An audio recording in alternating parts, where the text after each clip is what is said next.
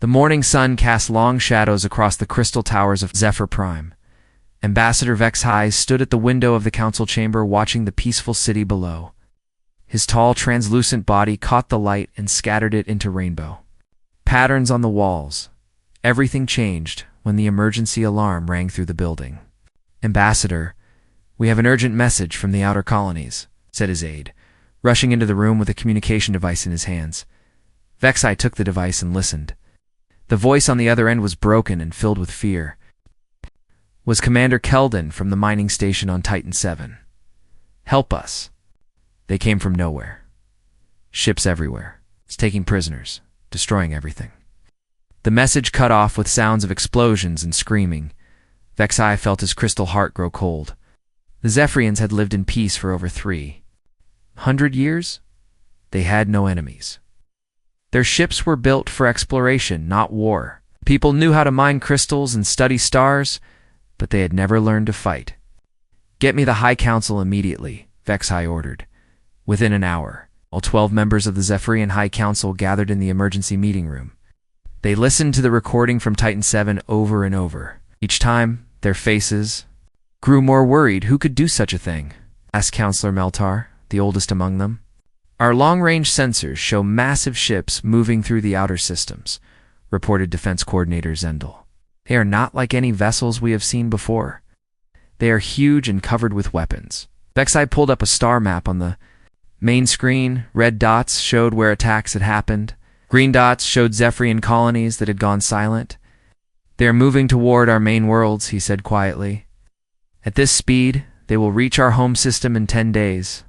The council members looked at each other with fear in their crystal eyes. Their defense fleet had only 23 ships, and none were built for combat. The attacking force had over 200 warships. "We must surrender," said Counselor Thymus. "We have no choice." "No," Vexhai said firmly. "Must be another way." He walked back to the star map and studied it carefully. His finger traced the edge of known space where few ships ever traveled. "What about the legends?" he asked suddenly. Council grew quiet. Everyone knew what he meant, but nobody wanted to say it out loud. "The Deathworlders," whispered Melter. "Cannot be serious." "Tell me what we know about them," Vexhai demanded. Zendel activated his datapad and read from old files. "The planet is called Earth. It orbits a yellow star at the edge of the galaxy. The beings there call themselves humans. They are said to be incredibly dangerous." "Dangerous how?" asked Vexi. "Their world is covered in poison gas that burns like acid," Zendel continued. "It has terrible storms that can destroy cities. The temperature changes so much that water turns to ice or steam. Wild animals hunt each other for food. Plants that can kill with a touch. And the humans live in all of this." "That sounds impossible," said Thymus. "How can intelligent life come from such a place?" "The reports say they are incredibly strong and fast," Zendel read on. "They can survive injuries that would kill any of us. They never give up fighting, even when they are dying. Some traders say humans can lift objects 10 times their own." "Wait." Vexhai felt a spark of hope. "Have any of our people ever met them?" "Only once," said Meltar. "Captain Jerwell met a human trading ship 5 years ago. Said they were the strangest beings he had ever seen. They had no crystals in their bodies, but they moved like liquid metal. They spoke of their world like it was beautiful, even though it sounded like the worst place in the galaxy." "Did they seem hostile?" asked Vexhai. "No," Melta replied. "Jerwell said they were very curious about other species. They asked many questions about our culture and our technology. They seemed ... protective of smaller beings." Vexhai made his decision. "We will send a message to Earth." The council members protested loudly. "That is madness," shouted Thymus. "They might be worse than our attackers." "Look at our choices," Vexhai said, pointing at the star map. "We can surrender to these invaders and watch our people become slaves. We can fight with our exploration ships and die in minutes. Or we can ask for help from the only beings in the galaxy who might be strong enough to help us." Far away on the other side of the galaxy, Captain Jake Morrison sat in his command chair aboard the human ship Endeavor. It was a new design, built for long-range exploration beyond human space. Jake was proud to command the first mission to map the far side of the galactic arm. "Captain, we're picking up a transmission," called out Lisa Baker from the communications station. "It's not in any human language." Jake straightened up. In 6 months of travel, they had not met any other intelligent species. Put it on the main screen. The image that appeared made everyone on the bridge stop talking. A tall, crystal-like being with gentle eyes looked directly at them. "People of Earth," the being said in careful English. "My name is Ambassador HFY of the Zephyrian Republic. We have learned your language from old trading records. We send this message because we have nowhere else to turn." The bridge crew watched in amazement as HFY continued. "A terrible enemy has attacked our colonies. They destroy everything and take prisoners as slaves. Our ships cannot fight them. We know your people are strong and brave. We ask for your help.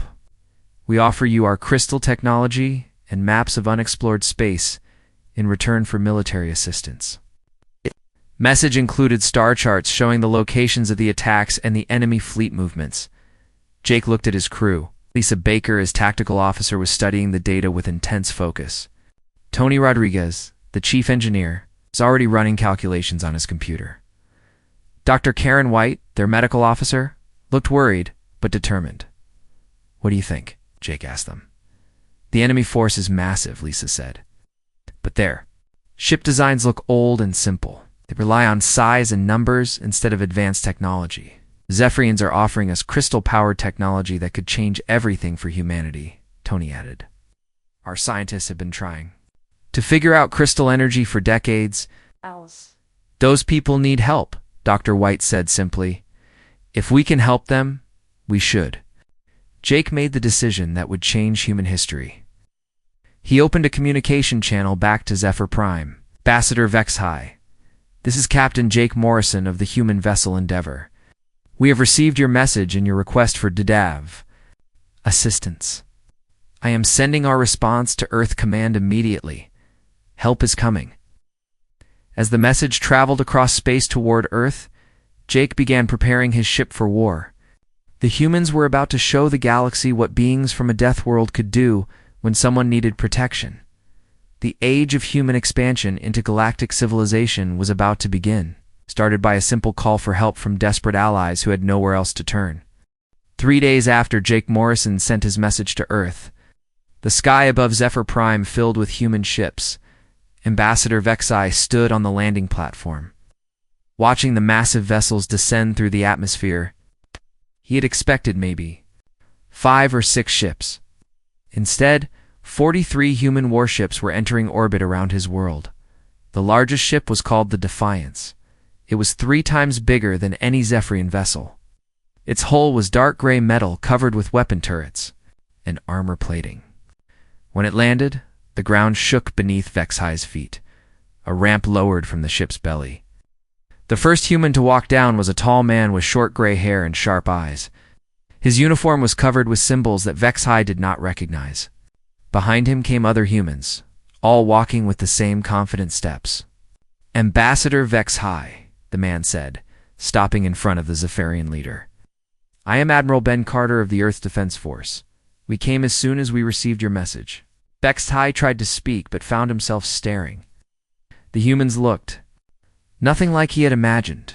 They were not tall like Zephyrians. They had no crystals in their bodies. Their skin was soft, and their bones were hidden inside their flesh. Yet there was something about them that made HFY feel both safe and nervous at the same time. Admiral Carter HFY finally managed to say, "We are grateful that you came, but we only asked for help. We did not expect an entire fleet." Ben Carter smiled, showing his white teeth. "Ambassador, when humans hear that peaceful people are being attacked by bullies, we don't send just 1 or 2 ships. We send enough ships to make sure the problem gets solved." More humans came down the ramp. Carter introduced them one by one. Captain Amy Foster commanded the battleship Liberty.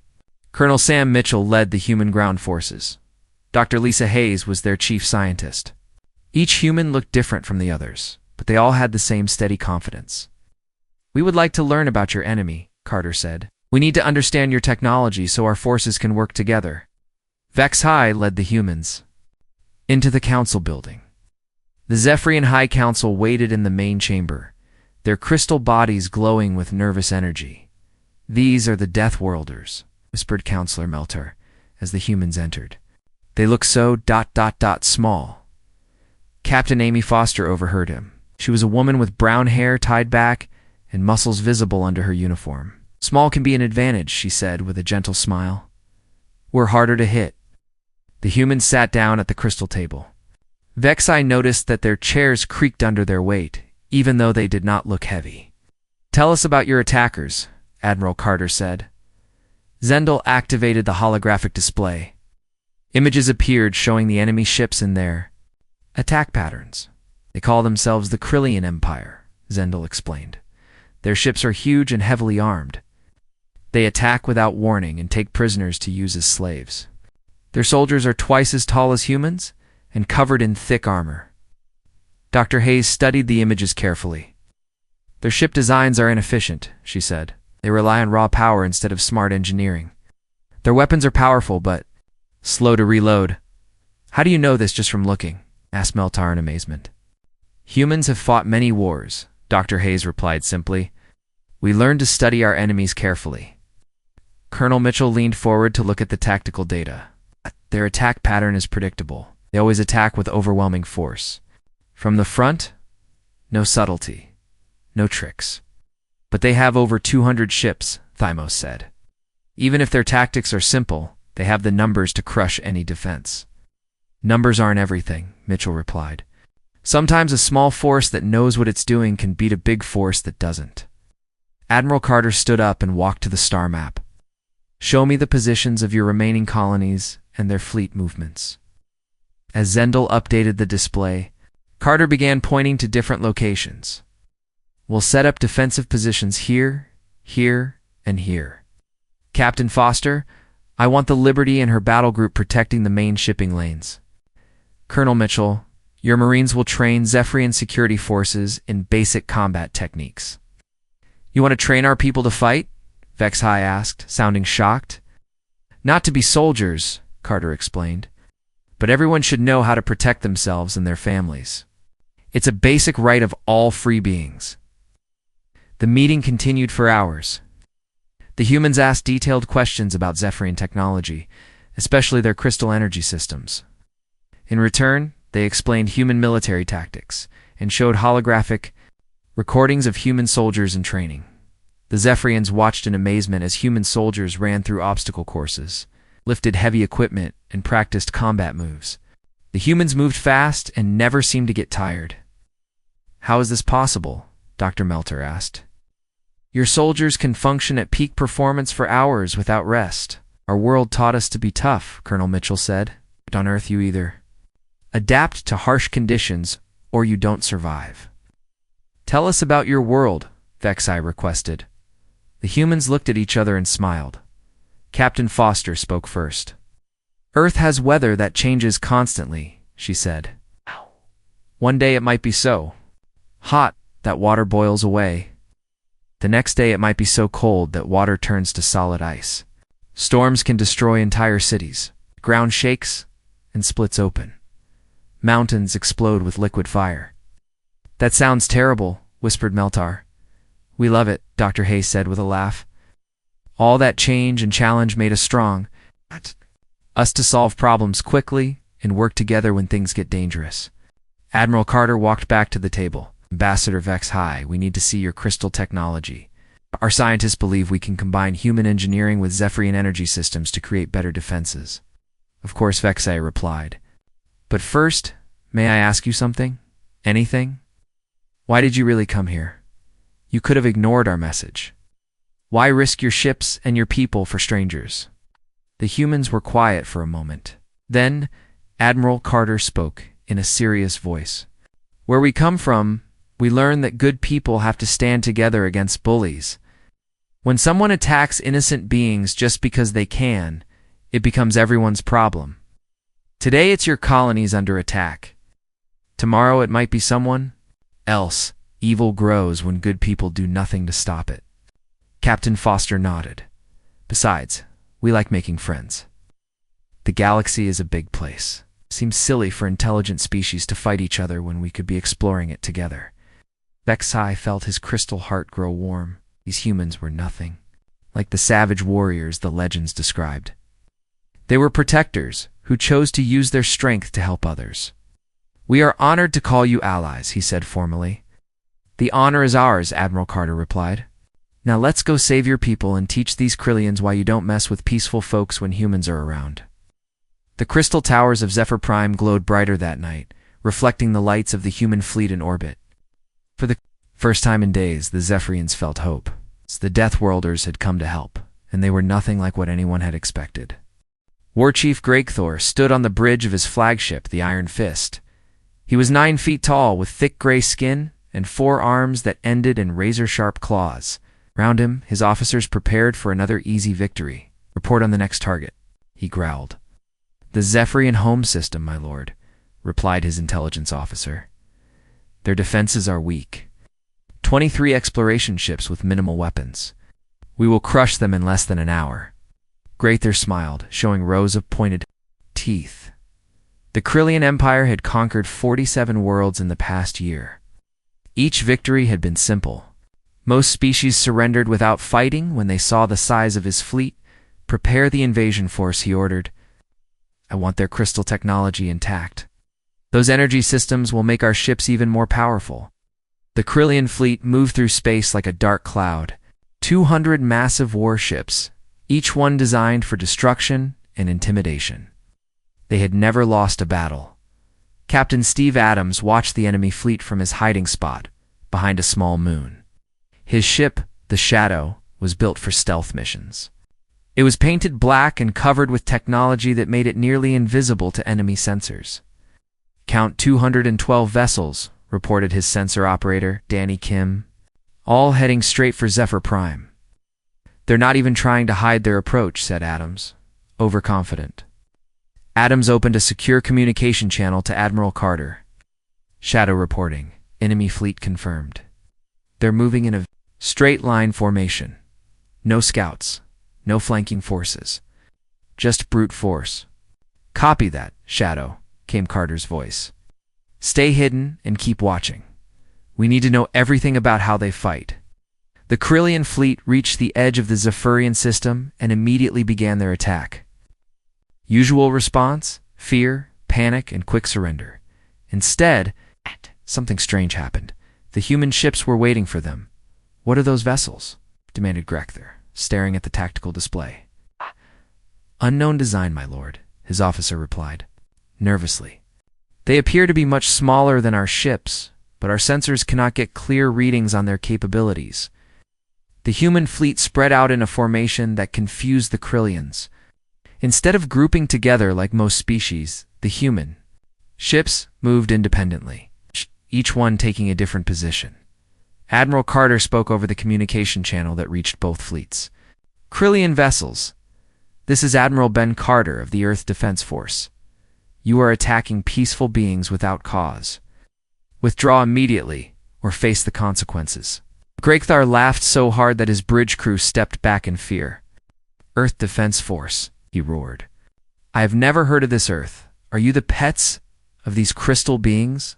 Stand aside, small ships, before we destroy you along with them." "Wrong answer," Carter replied calmly. The battle began with the Krillians charging forward in their USUAL massive formation. They expected their size and numbers to terrify the enemy into retreat. The humans did something no enemy had ever done before. They scattered. The human ships moved in all directions like leaves in a windstorm, were too fast and too unpredictable for the Krillian gunners to track. The massive enemy weapons designed to destroy large targets kept missing the quick. Human vessels. Captain Amy Foster commanded the Liberty, the largest human ship. Instead of running from the Krillian flagship, she steered directly toward it. "Are you insane?" shouted Gregthor. "A tiny ship is attacking us?" The Liberty was 1/3 the size of the Iron Fist, but it moved like a hunting animal. It dodged the heavy weapons and came in close, where the big guns could not aim properly. Foster's crew fired precisely at the Krillian ship's weak points. Their weapons were smaller, but much more accurate. They hit the enemy's sensor arrays, weapon control systems, and engine cooling vents. "Impossible," Gregthor screamed as his flagship began to lose power. "How do they know exactly where to hit us?" Answer was simple. Humans had spent thousands of years fighting each other. Had learned to study their enemies and find weaknesses. Every human ship captain knew how to look at an enemy vessel and see the spots that would cause the most damage. Colonel Sam Mitchell led a daring mission with his Marines. They used small, fast ships to board damaged Krillian vessels. The Krillians had never faced boarding attacks before. Their ships were designed to fight other ships, not soldiers inside their own corridors. The human Marines moved through the enemy ships like ghosts. They knew exactly where to plant explosives to disable key systems. They rescued alien prisoners and escaped before the Krillians could organize a proper defense. These humans fight like demons, reported one Krillian commander to Gregthar. They show no fear. Even when wounded, they continue fighting. Some of them sacrifice themselves to save their comrades. Captain Steve Adams emerged from hiding and began hunting Krillian supply ships. The Shadow attacked enemy vessels that were trying to escape with stolen cargo and prisoners. "This is impossible," Adams muttered as he looked at the cargo holds of a captured Krillian transport. "They've enslaved entire cities." The human rescue operations saved thousands of alien prisoners. Dr. Karen White and her medical teams worked around the clock to treat beings from dozens of different species. Many had been enslaved for months or years. "How can you help us?"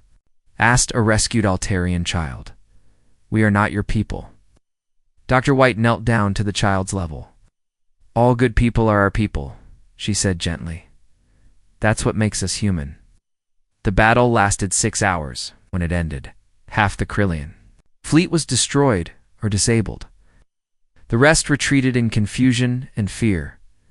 Gregthar stared at his tactical display in disbelief. He had lost over 100 ships to an enemy that had only 43 vessels. It was impossible. It had never happened before. "How?" he whispered. His intelligence officer trembled as he spoke. "My lord, we have analyzed the enemy tactics. These humans do not fight like any species we have encountered. They think differently. They adapt to changing conditions instantly. They use their enemy's size and strength against them." "And their world?" Gregthar demanded. "According to our database, they come from a planet that should have killed them all.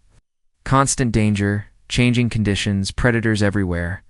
Only the strongest and smartest could survive there." Gregthar felt something he had never experienced before: fear. "Send a message to all fleet commanders," he ordered. "These humans are not like other species. They are Deathworlders. True Deathworlders. We must learn everything about them before we attack again." Back on Zephyr Prime, Ambassador Vexai watched the battle results with amazement. The humans had won a victory that should have been impossible. "How did they do it?" asked Admiral Carter. Carter smiled as he looked at the star map showing the retreating Krillian fleet. "Ambassador, where we come from, you learn to be creative. When you're fighting for your life, these Krillians are used to winning through brute force. They never learn to adapt when their enemy refuses to follow their rules." "What happens now?" Vexai asked. "Now we chase them," Carter replied. "Bullies only understand one thing, that their victims can fight back. We're going to make sure they understand that lesson very clearly." The human fleet prepared to leave Zephyr Prime. They had won the first battle, but the war was just beginning. The Deathworlders were about to show the galaxy what happened when peaceful beings were threatened. News of the human victory at Zephyr Prime spread across the galaxy faster than light. On hundreds of worlds, alien species gathered around communication, screens to hear about the mysterious Deathworlders who had defeated the mighty Krillian Empire. Ambassador Aquilin of the Altarian Federation floated in her water-filled chamber, reading the battle reports with her large silver eyes. The Altarians were an ancient species that lived in the deep oceans of their homeworld. They had watched the Krillian Empire grow stronger for decades, but had stayed hidden in their underwater cities. "Send a message to these humans, Aquilin," ordered her aide. "The Federation wishes to meet with them." Similar messages came from across the galaxy. The Botanical Collective, a species of intelligent plant beings, sent an offer of alliance. The Crystalline Archives, keepers of galactic history, requested a meeting with human representatives. Even the Proud Mechanical Union, a civilization of sentient robots, expressed interest in learning about human technology. Captain Jake Morrison stood on the bridge of the Endeavor. now serving as a diplomatic vessel. He had been chosen to meet with the various alien species because of his role in first contact with the Zephyrians. "Captain, we're receiving our 15th diplomatic request today," reported Lisa Baker. "The Singing Stones of Melody Prime want to compose a song about our victory." Jake smiled. "A few weeks ago, nobody in the galaxy had heard of humans. Now everybody wants to be our friend." The first official meeting took place on Harmony Station, a neutral trading post in the center of the galaxy. Jake brought a small team, including Dr. Paul Martinez, a scientist who specialized in alien biology, and Sergeant Ellen Clark, a Marine who had fought in the battle at Zephyr Prime. Ambassador Aquilin was the first alien leader to meet with them. Her water suit allowed her to breathe outside her ocean environment, but Jake could see that she was nervous. "Captain Morrison," she said in a voice that sounded like musical notes, "we have heard incredible stories about your people. Some say humans can survive in environments that would kill any other species." "We're adaptable," Jake replied modestly. "Our world taught us to deal with changing conditions." "Show her," suggested Dr. Martinez quietly. Jake nodded and removed his jacket. He rolled up his sleeve to show a scar on his arm. "I got this when I was 12 years old," he explained. "I fell down a rocky cliff while hiking with my family. Broke 3 bones and had to walk 5 miles to get help." Aquilinus' eyes widened. "You were a child and you survived such an injury." "On Earth, children learn to be tough early," Sergeant Clark added. "We have to be. Our world doesn't give us a choice." Dr. Martinez pulled out a small device and activated a holographic display. "This shows some typical Earth environments," he said. The hologram showed images of Earth's deserts where humans worked in temperatures that would cook most alien species. It showed humans diving in Earth's oceans where the pressure would crush beings from low-gravity worlds. It showed human children playing in snow, wearing only thin clothing in temperatures that would freeze Altarian blood solid. "Your people live in all of these places?" Aquilin asked in amazement. "Humans live everywhere on Earth," Jake explained. "Hot deserts, frozen mountains, deep jungles, underground caves. We adapt to whatever environment we find." The hologram changed to show human cities during natural disasters. Humans working together to rescue people from floods, earthquakes, and storms. Humans rebuilding their homes after hurricanes destroyed them. Humans fighting forest fires to save their communities. "This is why you fight so differently," Aquilin realized. "Your world taught you that survival means working together and never giving up." "Exactly," Jake said. "When we saw the Krillians attacking peaceful beings, it reminded us of natural disasters back home. Good people help each other when trouble comes." The meeting with the botanical collective was even more surprising. The plant beings initially feared humans because Earth animals ate plants for food. But when they learned how humans also grew and protected plants, their attitude changed completely. Elder Root, the leader of the collective, spoke through chemical signals that a translator converted to words. "Your species has a strange relationship with plant life. You consume some plants but protect others." Sergeant Clark laughed. "On Earth, we learn that plants and animals need each other. Plants give us food and oxygen, give them protection, and help them spread to new places. This is a concept we did not expect from med-eating beings," Elder Root admitted. "Perhaps Deathworlders are more complex than we understood." The most important meeting was with Keeper Vastal of the Crystalline Archives. The Keeper was older than most civilizations, a being of pure energy who had watched the galaxy grow and change for millions of years. "Young humans," the Keeper said in a voice like distant thunder, "I have seen many species rise and fall. Have watched empires conquer and crumble, but I have never seen anything like your victory over the Krillians." "We just did what seemed right," Jake replied. "That is exactly what makes you special," the Keeper continued. "Most species fight for territory, resources, or revenge. You fought to protect strangers. This is rare in the galaxy." The Keeper activated an ancient holographic display that showed the entire galaxy. Points of light marked different civilizations, and dark areas showed where the Krillian Empire had spread. For 300 years, the Krillians have been growing. Stronger, they conquered weak species, and enslaved entire worlds. Other powerful civilizations chose to hide or make deals with them rather than fight. "Why didn't anyone try to stop them before?" asked Dr. Martinez. "Fear," the keeper replied simply, "and selfishness. Each species thought they could avoid being attacked if they stayed quiet and minded their own business. That never works with bullies," Sergeant Clark said firmly. "Bullies always want more. If you don't stop them early, they just get stronger." The keeper's energy form brightened with what might have been approval. "Your species understands this truth. That is why the ancient prophecies spoke of warriors who would come from the harsh worlds in the galaxy's darkest hour." "Prophecies?" Jake asked, surprised. "Very old ones," the keeper explained, written by the first civilizations to explore the galaxy. They predicted that when evil grew too strong, salvation would come from a world of constant struggle. A world that would forge beings of incredible strength and determination. Jake felt a chill run down his spine. "You think that prophecy was about Earth?" "I think the prophecy was about any species that learned to turn hardship into strength," the keeper replied. "Your people chose to help others instead of conquering them. That choice makes you worthy of the ancient trust." Meanwhile, far away in Krillian space, War Chief Grakthur was dealing with problems he had never faced before. 3 of his vassal species had declared independence after hearing about the human victory. 2 more were refusing to send tribute.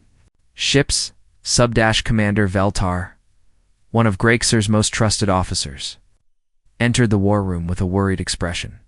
"My lord, we have received disturbing reports from our spy networks," he said carefully.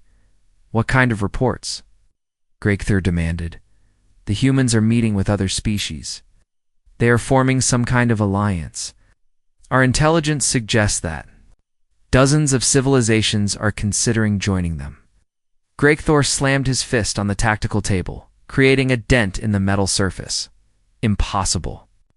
These other species are weak and cowardly. They would never unite against us. Humans seem to give them courage." "My lord," Veltar replied.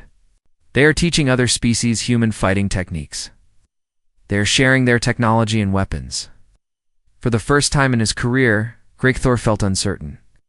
The Krillian Empire had always succeeded because they were stronger than any single enemy. But if multiple species worked together? "Double our patrols," he ordered. "I want to know everything about these humans and their allies, and prepare the reserve fleets. We may need to crush this alliance before it grows too strong." Back on Harmony Station, Jake Morrison stood with his new alien allies, looking at a star map that showed the growing coalition against the Krillian Empire. 37 species have joined us so far, reported Ambassador Vexa, had become the coalition's diplomatic coordinator. "And more are asking to join every day," added Aquaquotes. Jake felt proud, but also worried. Leading an alliance was much harder than commanding a single ship. Each species had different needs, different abilities, and different ideas about how to fight. "The Krillians won't stay quiet much longer," he said. "They're going to attack before we get organized." "Then we better get organized quickly," replied Sergeant Clark. "Because when they do attack, they're going to bring everything they have." The galaxy was changing. For the first time in centuries, hope was spreading faster than fear. The death Worlders had shown that even the strongest bully could be defeated by people who refused to give up. The final battle for the galaxy began at dawn over Mordock Prime, the Krillian homeworld. War Chief Grakthur had assembled every ship in his empire. 800 vessels filled the dark space around the planet, ready to destroy the alliance that threatened their power. Admiral Ben Carter stood on the bridge of the Defiance, watching the massive enemy fleet through the view screen. Beside him, representatives from 47 different species prepared for the fight that would decide the future of the galaxy. "Enemy fleet confirmed," reported Captain Amy Foster from the Liberty. 800 ships, just like our intelligence predicted. "Allied fleet status?" Carter asked. 312 vessels ready for battle," replied Ambassador Vexai. From his position at the tactical station, Zephyrian energy shields are fully charged. Celtarian underwater assault teams are standing by. Botanical collective bioweapons are prepared. Carter nodded. The Alliance fleet was smaller, but every ship carried the combined technology of dozens of species. Human engineering had been merged with alien science to create weapons and defenses that neither side could have built alone. Captain Jake Morrison commanded a mixed squadron of human and alien ships. His crew included beings from 6 different worlds, all working together like they had trained for years instead of months. "All units, this is Admiral Carter," came the voice over the communication system. "Remember, we're not here to conquer. We're here to free the enslaved and stop the Krillians from hurting anyone else. Fight smart, protect each other, and let's go home together." The Krillian fleet attacked first, charging forward in their traditional massive formation. But this time, they faced an enemy that had learned from human tactics. The Alliance ships scattered in all directions, just like the humans had taught them. Zephyrian vessels used their crystal shields to protect smaller ships.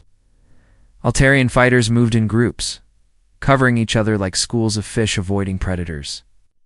Even the peaceful botanical collective had learned to fight, using their knowledge of chemistry to create weapons that could disable enemy ships without killing the crews. Greathor watched in fury as his overwhelming charge failed to crush the enemy. The Alliance ships moved like a living thing, with each part supporting the others. "How are they coordinating so well?" he demanded. "There are dozens of different species out there. Humans taught them something called combined tactics." "My lord," reported his intelligence officer. "Each species uses their special abilities to help the others."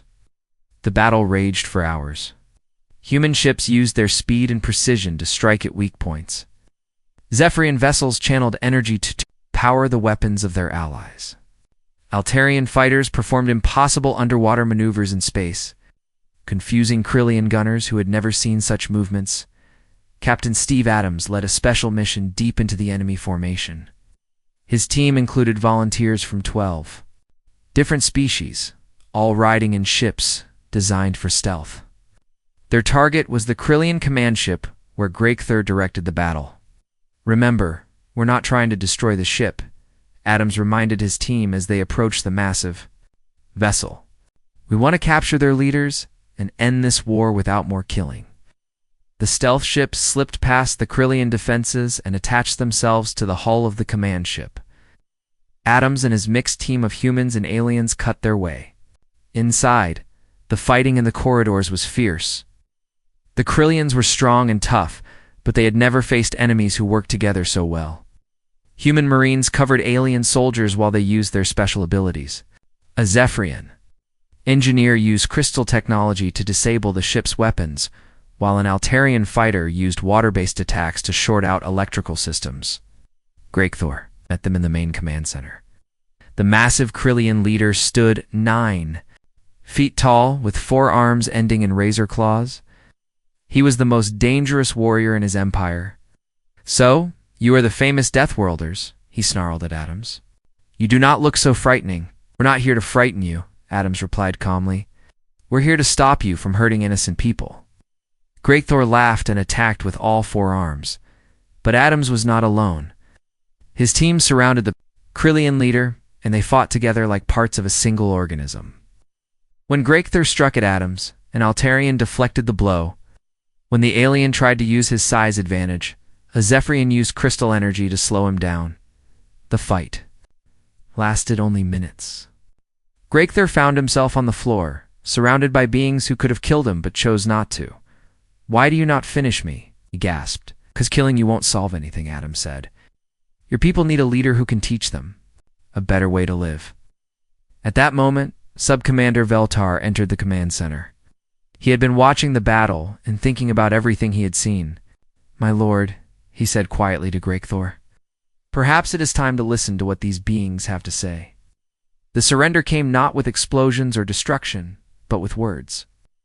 Veltar, speaking for the younger generation of Krillians, agreed to end the war and free all slaves. The Empire would become a republic, with representatives from all the species they had conquered. "How do we know you will keep your word?" asked Admiral Carter, when the fleets met for the surrender ceremony. "Because we have learned something from watching you fight," Veltar replied. "True strength comes from protecting others, not conquering them. The humans showed us this." The celebration lasted for days. On every world in the Alliance, beings who had never met before worked together to help the freed slaves return home. Human doctors treated wounded aliens. Zephyrian engineers rebuilt damaged cities. Altarian farmers shared their knowledge too. Helped devastated worlds grow food again. Dr. Karen White established the first interspecies medical academy on New Geneva, humanity's newest colony. Students from 50 different worlds came to learn human emergency medicine techniques that could save lives no matter what species the patient was. "Why do you teach us these skills for free?" asked a young Krillian medical student. "Because when someone is hurt, it doesn't matter what world they come from," Dr. White replied. "All life is precious." Ambassador Vexai stood before the new Galactic Council on its opening day. Representatives from over 100 species filled the Great Chamber, all working together to create laws that would protect the weak and prevent future wars. "6 months ago, we sent a desperate call for help," he said in his opening speech. "We thought we were asking for soldiers. Instead, we found teachers who showed us that the galaxy's greatest strength lies not in any single world, but in all worlds working together." Admiral Carter sat in the human delegation, wearing a new uniform that bore the insignia of the Galactic Defense Force. Around him sat former enemies who had become friends, and former strangers who had become family.